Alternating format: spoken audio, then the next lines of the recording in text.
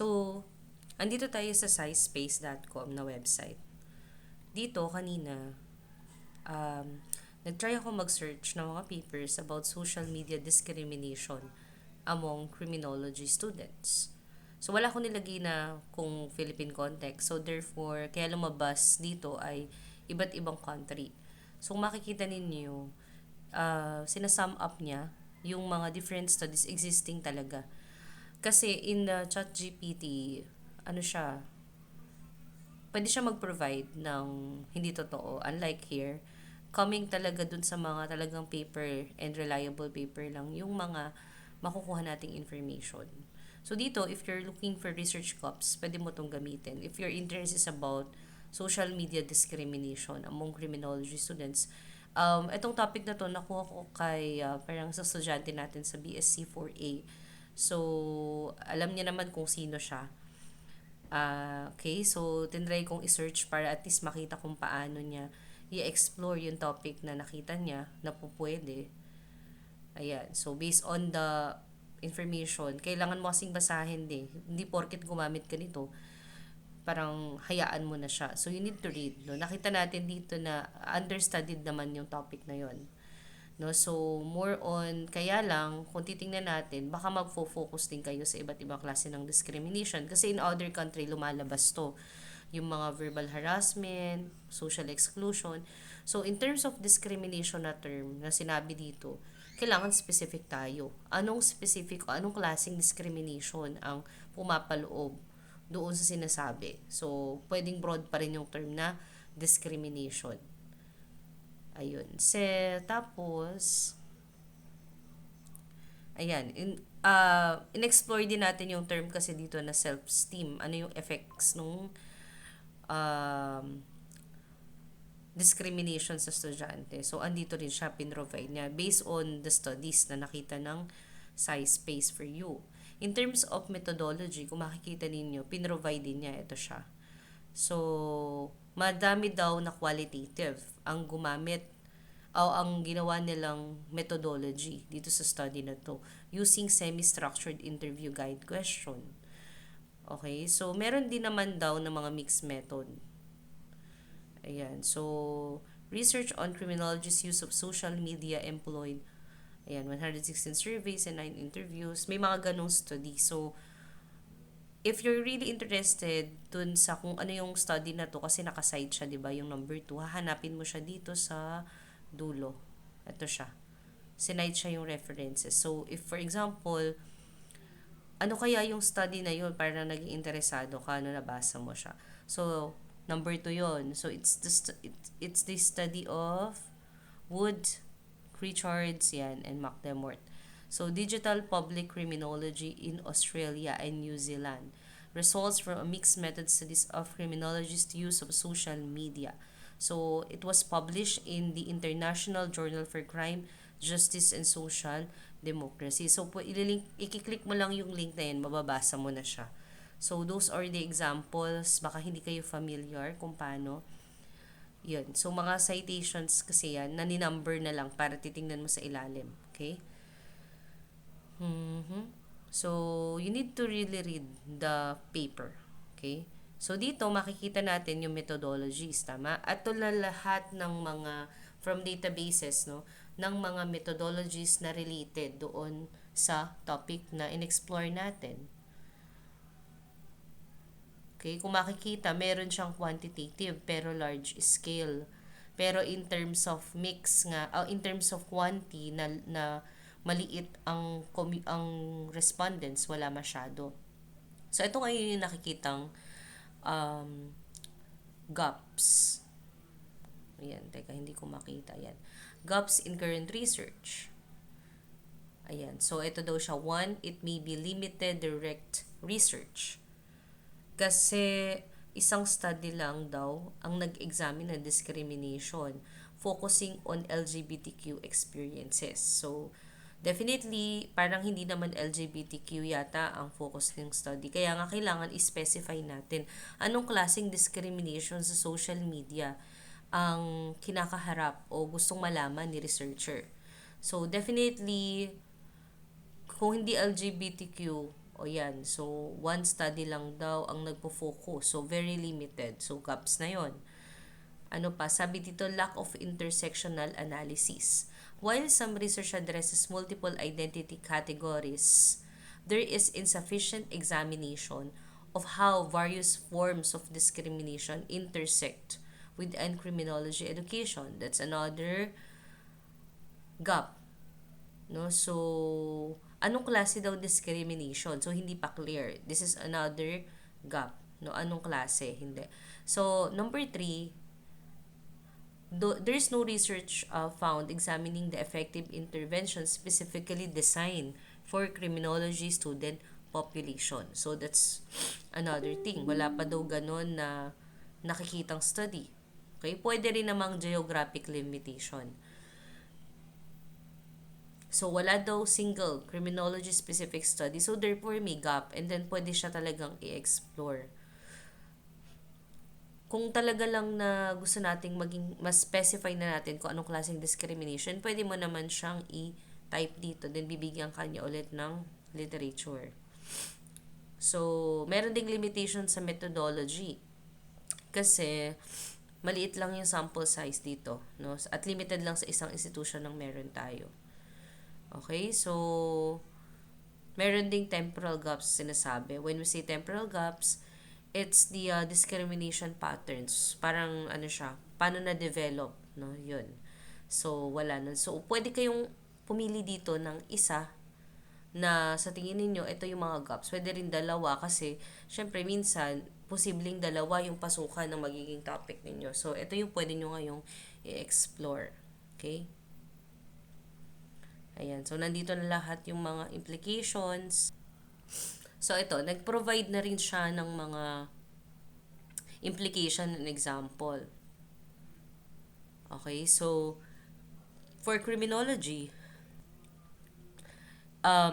pwede rin daw tingnan natin yung proactive policies na nag-a-address sa social media if meron. So, pwede natin i-check yun. Support services, training programs, or curriculum integration. Tapos, ito pa yung mga examples of needed research na pwede. So, ito, comparative studies across different criminology programs. Kasi pwedeng yung discrimination, it may happen, for example, in a specific region lang, pero in other regions, hindi naman.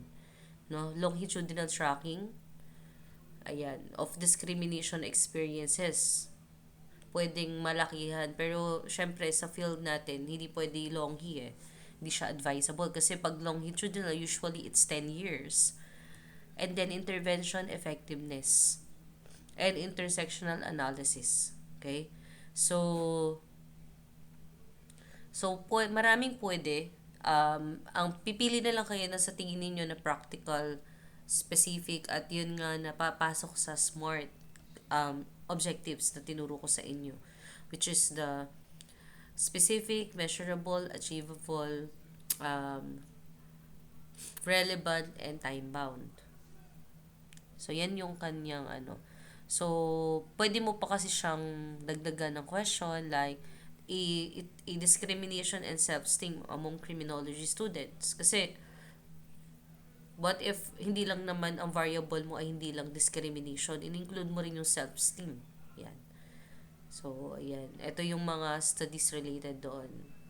So, you really need to read the contents of this one. Hindi pwede na, binibigay naman na niya yung related studies. You just need to understand at i-apply ito sa local context natin. Kasi, tinutulungan tayo ng AI for the method kung paano siya hahanapin, ano yung meron na related studies, but nasa atin pa rin siya kung paano natin siya i-master. So, ito yung isa pang, bigyan ko kayo, sa new chat, So, click ko yung new chat, and then, for example, I am interested in looking for recent studies on moral reasoning and attitudes toward criminal justice policies in Southeast Asia. Since this is one of my study kasi, di ba, yung moral values. So, gusto kong makita if meron bang studies related to this topic in Southeast Asia. So, ganyan siya mag-intay ka lang ng, ayan, ng results kasi hindi siya madali. So, mga ilang segundo or minutes before it can produce results.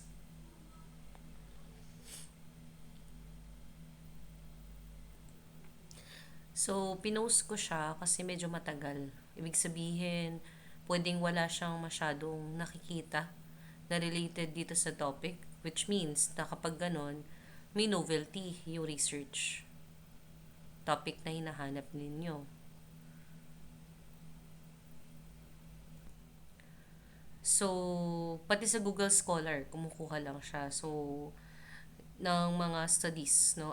Kasi yung Google Scholar, isa rin sa mga reliable platform yan kapag may mga published articles kayo or studies. Kaya nga ang sabi ko, kung matapos niyo ang research na to, dapat i-publish natin. Kasi parang wala siyang contribution sa knowledge. Tapos hindi siya masa-search kasi nga hindi nyo siya pinublish. So that's one thing. Kahit kayo ang naunang makatapos sa research na to and yet di nyo naman siya na-publish, hindi mai-inform yung mga researchers also and readers kung ano yung naging results at na meron na palang ganito. Kasi nga, hindi mo siya pinublish. Kaya ini-encourage ko kayo na i-publish. Ayan. So, nakapag-generate na siya ng results. So, you just need to read this. Kasi 5 years, no? Recent studies. Limited. So, sabi dito, limited siya. Focusing on legal frameworks, blah, blah, blah. So, ayan yung introduction.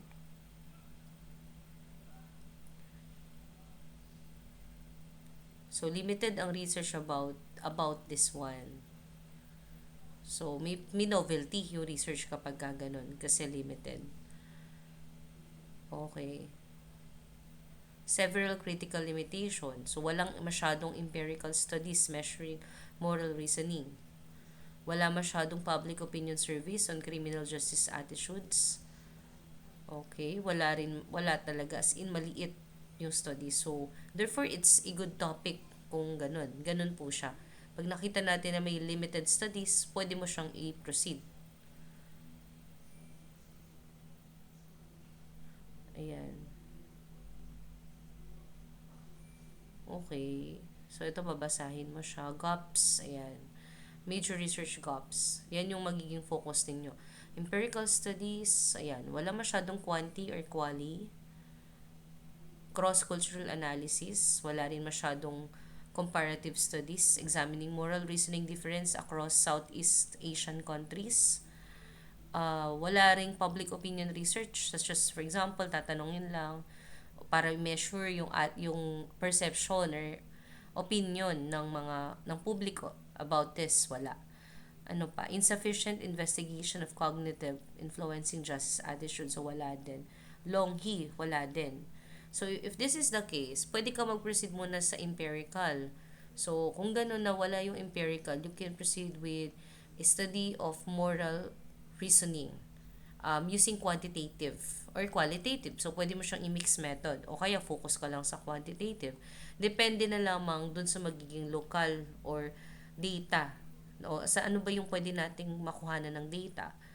So, katulad nung sa atin, may data naman tayong makukuha since mga students ang sasagot nito.